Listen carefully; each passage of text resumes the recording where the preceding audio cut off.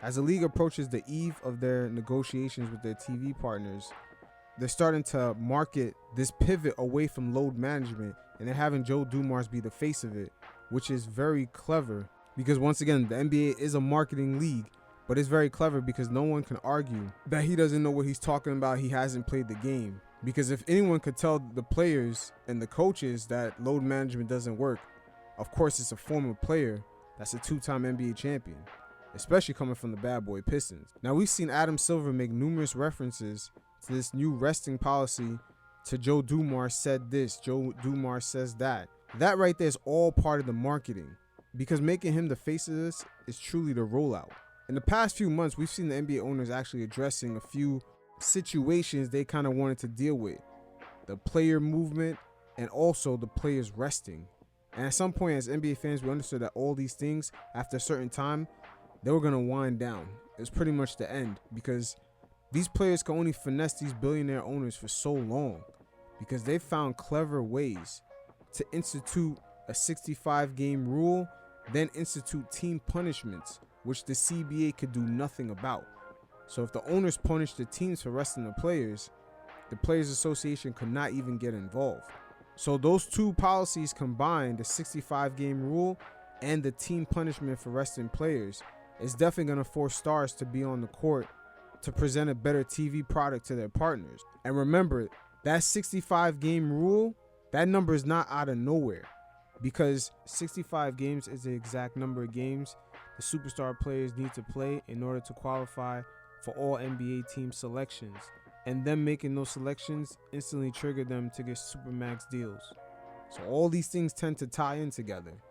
So right there the owners address the players not actually playing in these games, and then their second task at hand, which we seen them do months earlier, was addressing the player movement with the new CBA. So teams that kind of stockpile up on stars, they become limited, and it forces them to get rid of the players, because at some point they're not going to be able to pick up pieces to put around the bench and make certain trades. So the NBA owners as a collective this summer have found ways to kind of tippy toe and not overtly look like they're limiting player movement and players resting, but at the same time they've clearly addressed these issues. But with this new rest policy and the fact that Joe Dumars has been made the guy to be the face of it, a few questions kind of came out of nowhere when Joe Dumars had did a sit down with all the NBA coaches and numerous executives. Let's refer to the chat GBT. Not only has Dumars suggested scientific data no longer supports load management, but also he has said the league wants to reestablish a culture where every player should want to play 82 games. It just doesn't show that resting, sending guys out, correlates with lack of injuries or fatigue or anything like that, Dumars said Wednesday. Now, isn't that quite convenient that the data no longer suggests load management works at a time when you're just about to sit down with your TV partners to negotiate those billion-dollar deals? That is a very convenient time for load management not to work. But an NBA executive named Evan Walsh got straight to the point and really let you know what this resting policy is really all about. Let's go back to ChatGPT. We don't need our TV partners to tell us that when teams sit players and when players don't try at an all-star game, that makes for worse competition, Evan Walsh, the NBA's executive vice president of basketball strategy, said on Wednesday. It's incredibly obvious to us, and ultimately we're trying to serve fans.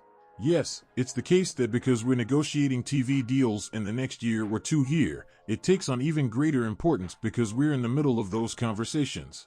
But we can self-identify that these were issues that needed addressing independent of any outside influence. So as we can see, the terminology they use is very careful. How they always imply in the middle of their sentences after they talk about their negotiations with their TV partners that's up and coming, they also refer to serving fans at the same time. This is what the fans want to see. Hey, this is for our TV partners to produce a better product, but at the same time, we're also serving fans. That's all part of the marketing behind this new resting policy. But I can't really say serving fans is as important. As we all know, most of that NBA revenue comes from that TV deal. And if they really cared about serving fans, they would have addressed this issue a couple of seasons ago. This has been an issue for more than 5 seasons now. But interesting enough, a scientist that works for the league He actually revealed that this is all part of their marketing plan, and the league needs about 10 years of research to know if this resting policy works or not. Let's see what the scientists had to say. The science tied to load management isn't proven yet, in either direction.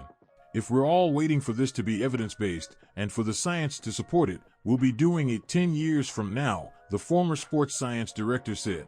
That's how long it takes to get our research. And then the next research paper disproves it. So in elite sports, we're early adopters. We can't wait for science and research.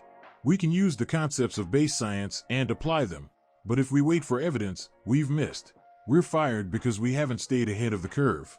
So me personally, I'm not so much into science, but this former science director here that used to work for the league is basically saying that if they wait for the research, that they're going to be too late, and that the league should have been hired guys to look into load management since, like, I guess the 90s, the 2000s, and then they should implement it in the next decade.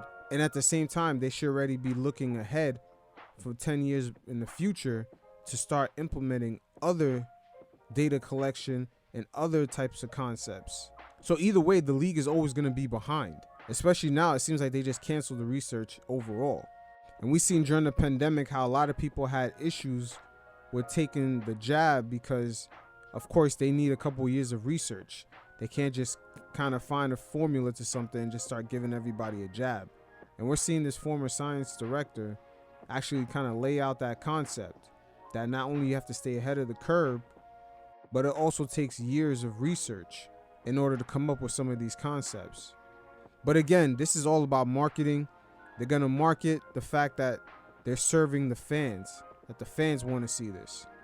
And then they're going to also utilize the fact that they have a former player in Joe Dumars that happens to be the vice president who played in an era where guys were fighting and grinding. So he's going to be the face to tell the coaches and players that, hey, this is an 82-game season. Once again, the NBA, it's about 60% marketing, 30% business, and 10% basketball. But I'm going to get out of here. You guys definitely check out the mailbag below. Leave me a voicemail. I'm going to feature a segment on the show with your questions. And until next time, you fellas stay safe. Peace.